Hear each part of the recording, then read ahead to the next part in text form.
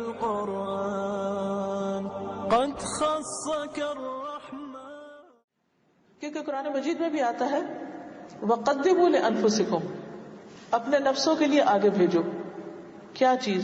یعنی اولاد پیدا کرو جو تمہارے بعد تمہاری وارث ہو، اور آگے بھیجو سے مراد یہ ہے کہ تمہارے لیے صدقہ جاریہ بنے، تمہارے نیک اعمال میں اضافے کا ذریعہ بنے. کیونکہ بچے ماں باپ کے لیے جنت میں داخلے کا ذریعہ ہیں. یہ ذمہ داری کیوں قبول کریں، کیوں بوجھ اٹھائیں، کیوں تکلیفیں اٹھائیں، کیوں مشقتیں کریں، کیوں پیدا کریں، کیوں دودھ پلائیں، کیوں انگلی پکڑ کے چلنا سکھائیں، کیوں ان کے ناک صاف کریں اور کیوں ان کی نیپی صاف کریں. وائے، ہمیں کیا ملے گا؟ یہ تو بڑے ہو کر پتہ نہیں ہمیں پوچھیں گے بھی یا نہیں. تو پہلی بات یاد رکھیے، جب بھی پریشانی ہونے لگے، جب بھی بچے ستائے، تو سوچئے یہ جنت میں جانے کا ذریعہ ہے. حدیث میں آتا ہے نبی صلی اللہ علیہ وسلم نے فرمایا کسی مسلمان کے اگر 3 بچے مر جائیں، یعنی زندہ رہے تو اور فائدہ، اور اگر پیدا کر کے وہ فوت بھی ہو گئے، کیونکہ بعض اوقات ایسا ہوتا ہے نا کہ بعض عورتیں جو ہے وہ کنٹین نہیں کر پاتی حمل کو یا پریگنینسی کو، تو پھر بہت ڈپریشن میں جاتی ہیں، یا عورت کے اوپر بہت سخت ترین وقت آتا ہے اس کے بعد. اس میں یہ ہے کہ اگر کسی عورت کا بچہ پیٹ میں فوت ہو جائے یا پیدا ہونے کے بعد فوت ہو جائے، ابھی بچہ ہی ہے، بلوغت کو نہیں پہنچا، تو اللہ تعالیٰ اس رحمت کے نتیجے میں جو ان بچوں سے رکھتا ہے اس مسلمان کو بھی جنت میں داخل کر دے گا.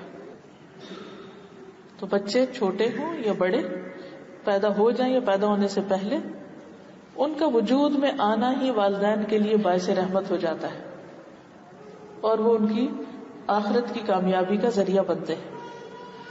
وقتی طور پر ان کو دیکھ کے ہم خوش ہوتے ہیں، انجوائے کرتے ہیں، اور ان سے امیدیں لگا لیتے ہیں کہ یہ بڑا ہو کر ہمارا سہارا بنے گی. سب باتیں ایک طرف ہیں، یہ وقتی ہیں. اصل فائدہ کب ہے کہ وہ ہمارے لیے چھوٹے اگر فوت ہو گئے تو جنت میں جانے کا ذریعہ بنے، اور اگر ہمارے بعد دنیا میں ہیں تو ایسے نیک کام کریں جو ہمارے لیے صدقہ جاریہ بنے. نبی صلی اللہ علیہ وسلم نے فرمایا جب کسی آدمی کا بچہ فوت ہو جاتا ہے تو اللہ تعالیٰ فرشتوں سے فرماتا ہے کیا تم نے میرے بندے کے بچے کی روح قبض کر لی؟ وہ عرض کرتے ہیں کہ ہاں. اللہ تعالیٰ فرماتے ہیں کیا تم نے اس کے دل کا پھل ٹکڑا قبض کر لیا؟ وہ عرض کرتے ہیں ہاں. پھر اللہ تعالیٰ پوچھتے ہیں میرے بندے نے کیا کہا؟ فرشتے عرض کرتے ہیں اس نے تیری تعریف کی اور انا للہ و انا الیہ راجعون پڑھا. تو اللہ تعالیٰ فرماتے ہیں کہ میرے بندے کے لیے جنت میں ایک گھر بناؤ اور اس کا نام بیت الحمد رکھو. یعنی اگر بچے زندہ ہیں تو بھی، اور اگر فوت ہو جائے اور انسان صبر کرے تو اس بچے کے جانے پر ایسا محل انسان کو ملے گا کہ جس کا نام بیت الحمد ہے. ہم تعریف کو کہتے ہیں نا کہ ایسا گھر جس کو دیکھتے سب تعریف کرنے لگے، ایسا گھر وہاں انسان کو ملے گا. دنیا میں آپ دیکھیے کہ آپ کئی گھروں کے پاس سے گزرتے ہیں تو آپ ایک دم کہتے ہیں کیا خوبصورت گھر ہے، کتنا زبردست ڈیزائن ہے، اور بعض اوقات رک جاتے ہیں، بعض اوقات تصویر اتارنے لگتے ہیں، بعض اوقات دیکھ کے انجوائے کرتے ہیں، تمنا کرتے ہیں ہمارا بھی ایسا گھر ہو. لیکن اللہ تعالیٰ زندگی میں مختلف امتحان لا کر ایک بڑی نعمت سے انسان کو نوازتا ہے، اس لیے اس کی قدر کرنی چاہیے. ایک اور حدیث میں آتا ہے کہ ایک شخص نبی صلی اللہ علیہ وسلم کی خدمت میں حاضر ہوا، اس کے ساتھ اس کا بیٹا تھا. آپ نے اس شخص سے پوچھا کہ کیا تم اس سے محبت کرتے ہو اپنے بچے سے؟ اس نے عرض کیا اللہ تعالیٰ آپ سے ایسی محبت کرے جیسی محبت میں اپنے اس بچے سے کرتا ہوں. کیا بتانا مقصود تھا کہ میں بہت زیادہ محبت کرتا ہوں اپنے بچے سے. اس کے کچھ دن بعد بچہ فوت ہو گیا. جس بچے سے وہ باپ بہت پیار کرتا تھا فوت ہو گیا. آپ نے اس بچے کو نہیں دیکھا تو اس کے والد سے پوچھا کہ وہ بچہ کدھر ہے جس سے تم اتنی محبت کرتے ہو؟ تو اس نے بتایا کہ وہ بچہ فوت ہو گیا. تو آپ نے فرمایا کیا تم اس سے خوش نہیں ہوتے کہ تم جنت کے جس دروازے پہ جاؤ گے تم اپنے بچے کو پاؤ گے، وہ تمہیں ویلکم کرے گا وہاں، اور وہ تمہارے لیے جنت کا دروازہ کھولنے کی کوشش کرے گا. بالکل ایسے ہی جیسے ننھے منے بچے ہوتے ہیں نا کہ باپ گھر میں آئے تو وہ کرسی لا کے کھینچ کے اٹھ کے کنڈی کھولنے کی کوشش کرتے ہیں، اور وہ اس بات کے منتظر ہوتے ہیں، ایکسائٹیڈ ہوتے ہیں کہ امی آ گئی، امی آ گئی، ابا آ گئے، ابا آ گئے. ہر روز آپ نے دیکھو گھر میں ایک نعرہ ضرور اٹھتا ہے ابا آ گئے یا امی آ گئی. تو بالکل اسی طرح جس طرح دنیا میں وہ ویلکم کرتے ہیں، اسی طرح آخرت میں جنت میں بھی وہ ویلکم کریں گے اور والد کے لیے جنت کا دروازہ کھولیں گے. سنن النسائی کی روایت ہے. اس لیے بچوں کو صرف مصیبت، ذمہ داری، پاؤں کی زنجیر یا بے آرامی کا باعث یا ایک مشقت نہ سمجھیں.